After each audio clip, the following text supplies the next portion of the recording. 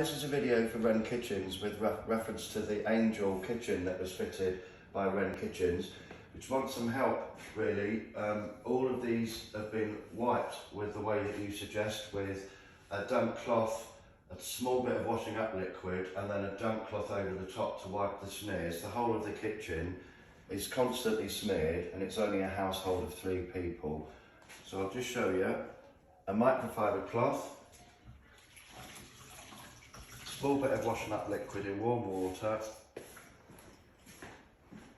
I'm going to do this one here which has got fingerprints on it.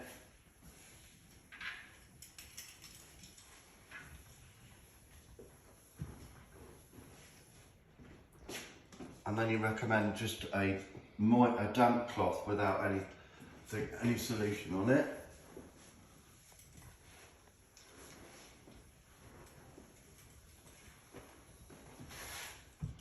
Just wait a minute for that to dry. And from here I can still see marks that are on it. I'll send you a screen capture of the picture when that's dried. Thank you.